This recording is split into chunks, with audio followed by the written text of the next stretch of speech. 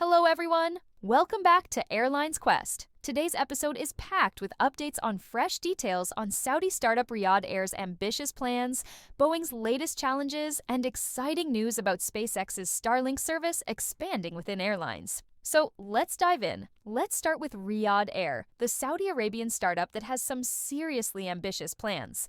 The airline is currently in the middle of a competitive race between Boeing and Airbus for its narrow-body aircraft order, which it plans to announce by the end of 2024. Despite Boeing's ongoing troubles, including the aforementioned safety issues and labor strikes, Riyadh Air's chief commercial officer, Vincent Cost, said these short-term issues won't impact the airline's long-term decision. Riyadh Air already placed an order for 39 Boeing 787 Dreamliners last year, with an option for 33 more. The airline is now considering Boeing 777X or more Dreamliners, as well as Airbus A350, for its future wide-body fleet. But don't expect to see these new planes in Saudi skies anytime soon. Riyadh Air is playing the long game, with its sights set on 2030, when the country will host major global events like Expo 2030 and the FIFA World Cup. As for the airline's debut, Riyadh Air is gearing up for its first flight in the summer of 2025. They're aiming for a July launch, just in time for peak travel season. The airline plans to start with its own fleet and product from day one. No leased aircraft here. And by the way, we'll get a sneak peek at their cabin interiors later this year, so keep your eyes peeled for that.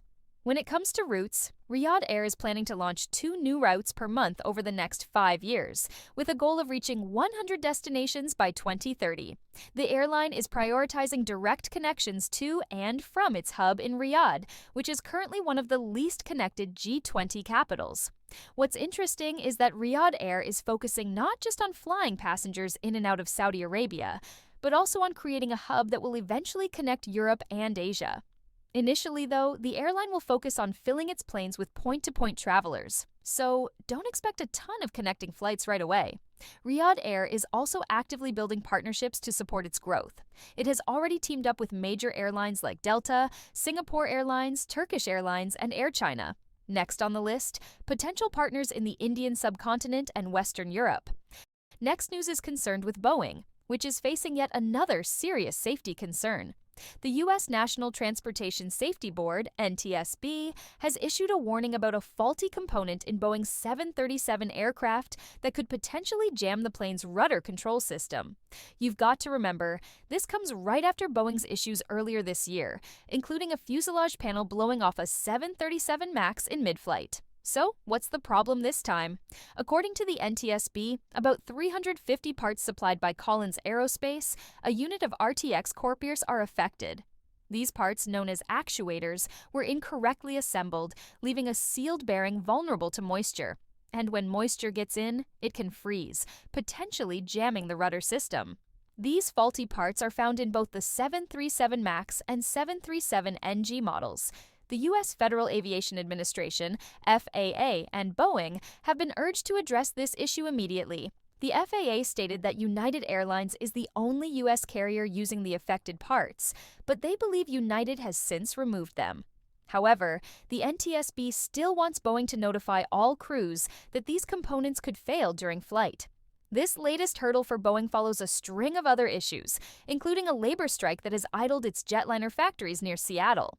It's clear Boeing's recent challenges are far from over. Now, talk about some positive news. SpaceX's Starlink internet service is continuing to gain momentum in the aviation world. On September 26, 2024, Air France announced it would be outfitting its entire fleet with Starlink's low-orbit satellite-based internet. This means passengers will soon enjoy high-speed, free internet on all Air France flights starting in the summer of 2025. But there's a little catch. You'll need a Flying Blue account to access the service. The good news is, if you're not already a member of the program, you can sign up on the spot and enjoy the same seamless connectivity.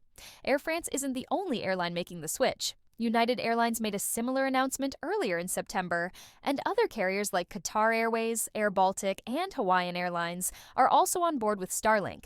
In fact, Hawaiian Airlines completed the installation on all 24 of its Airbus A330 earlier this week. Starlink seems to be setting a new standard for in-flight connectivity. So, there you have it. What do you think about Boeing's latest safety issue? And are you excited to try out Starlink on your next flight? Let us know in the comments below.